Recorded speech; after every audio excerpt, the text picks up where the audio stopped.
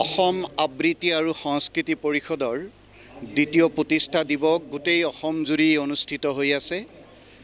তাৰে লগত সংগতি ৰাখি আমি অসম আবৃত্তি আৰু সংস্কৃতি পৰিষদৰ দক্ষিণ শালমাৰা মানকাছৰ জিলা সমিতিৰ উদ্যোগত তথা এলিট একাডেমি হাটশিঙিমাৰীৰ সহযোগত আমি দিনজোৰা কাৰ্যসূচীৰে আজি অসম আবৃত্তি পৰিষদৰ দ্বিতীয় প্ৰতিষ্ঠা দিৱস উদযাপন কৰিছোঁ।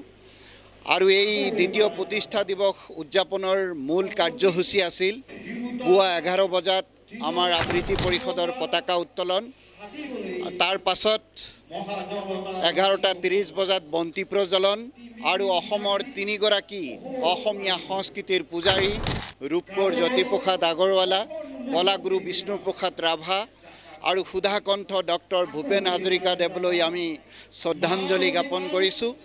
আৰু তাৰ পাছতে আজিৰ এই মূল অনুষ্ঠান আৰম্ভ হৈছে কবিতা আবৃত্তি আৰু বিশেষ বক্তৃতানুষ্ঠান।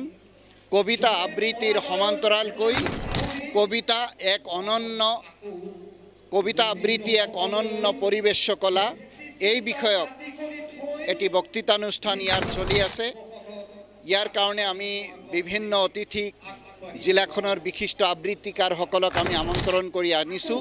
তেখেতসকলৰ উপস্থিতিত এই জিলাখনৰ বিভিন্ন শিক্ষাৰ্থীসকলৰ উপস্থিতিত কবিতা আবৃত্তি আৰু লগে লগে কবিতা আবৃত্তি এক অনন্য পৰিবেশ কলা, এই বিষয়ে বক্তৃতা অনুষ্ঠান আমি অনুষ্ঠিত কৰিছোঁ। আৰু আজি যে আমি এই অনুষ্ঠানটো অনুষ্ঠিত কৰিছোঁ, ইয়াৰ মূল উদ্দেশ্য হৈছে যে কবিতা আবৃত্তি অসমীয়া ভাষাত ৰচিত চিৰ চেনেহী মোৰ অসমীয়া ভাষা জননী, যি অসমীয়া ভাষা জননীয়ে অলপতে ধ্ৰুপদী ভাষাৰ মৰ্যাদা লাভ কৰিলে।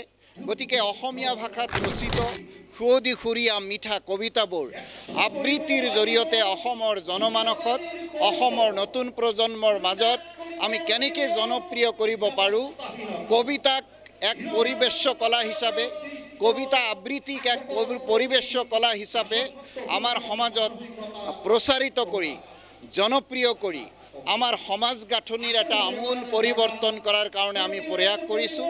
কিয়নো আমাৰ সমাজখনত বিভিন্ন অপসংস্কৃতিয়ে আমাৰ সমাজখনত বৰপাক মাৰি বহিছে। আমাৰ যুৱ সমাজ বিভিন্ন ধৰণৰ অপসংস্কৃতি, ড্ৰাগছ আদিৰ কবলত পৰিছে।